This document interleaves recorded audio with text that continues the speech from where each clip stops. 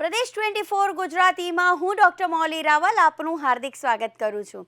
આજે આપણે દિન વિશેષમાં વાત કરવા જઈ રહ્યા છે રવિવારના ઉપાયો વિશે।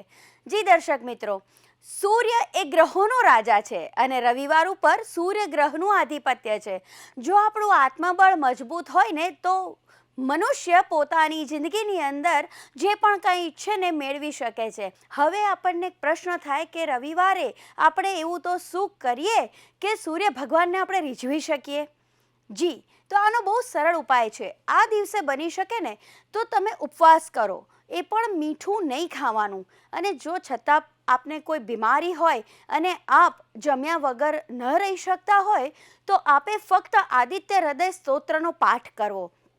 આપણે આને ક્રમમાં સમજીએ તો એવી રીતે હું કહેવા માંગીશ કે સૌથી પહેલાં સવારે ઉઠીને તમારે સૂર્ય દેવતાને જળ ચઢાવવું। એ જળ એ તાંબાના લોટામાં લેવાનું છે। એની અંદર કંકુ છે, ગુલાબ છે અને સાથે હળદર છે અને થોડી ખાંડ છે। આટલું તમારે જળમાં મિશ્રિત કરીને પછી તમે જો સૂર્યદેવને જળ અર્પણ કરો છો એ સમયે જો સૂર્યના 12 નામ આવડતા હોય તો એ બોલવા, એ ન ફાવે તો તમારે ઓમ સૂર્યાય નમઃ, ઓમ સૂર્યાય નમઃ, ઓમ સૂર્યાય નમઃનો નિરંતર જાપ કરવાનો જ્યાં સુધી અર્ઘ પૂરો ના થઈ જાય। પછી જળ જે નીચે પડેલું છે એને તમારે આંખે અડાડીને પોતાના મંગલ જીવનની કામના કરવી।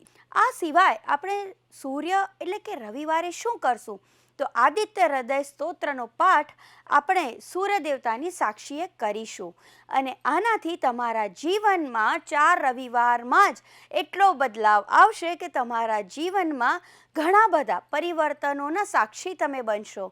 સુખ સમૃદ્ધિની સાથે સાથે તમને તમારા જીવનમાં પોતાની જાત ઉપર આત્મવિશ્વાસની વૃદ્ધિ થશે। તો નબળા સૂર્યથી મુક્તિ મેળવવા માટે તમે આદિત્ય હૃદય સ્તોત્રનો પાઠ કરો। કહેવાય છે કે જ્યારે લંકાપતિ રાવણને જીતવો હતો ને ત્યારે રાજા રામે પણ આદિત્ય હૃદયનો સ્તોત્ર પાઠ કરીને સૂર્ય દેવતા પાસેથી એમણે વરદાન મેળવ્યું હતું। ત્યારે લંકાપતિ રાવણને એ વિજયી કરી શક્યા હતા અને પોતે થઈ શક્યા હતા। આદિત્ય હૃદય સ્તોત્રનો પાઠ કરવાથી શ્રી રામ ભગવાન સૂર્યદેવને રીઝવીને લંકાપતિ રાવણ ઉપર વિજય પ્રાપ્ત કર્યો હતો। આ જ આદિત્ય હૃદય સ્તોત્ર પોતાના જીવનમાં આત્મવિશ્વાસ અને ઉર્જાનો સંચાર કરે છે। તો આપ સૌ પણ પોતાના આત્મવિશ્વાસને મજબૂત કરો અને જીવનની અંદર સુખ શાંતિ અને સમૃદ્ધિ પ્રાપ્ત કરો। આવી જ નાની નાની રોચક માહિતી સાથે આપણે ફરીથી મળીશું। નમસ્કાર।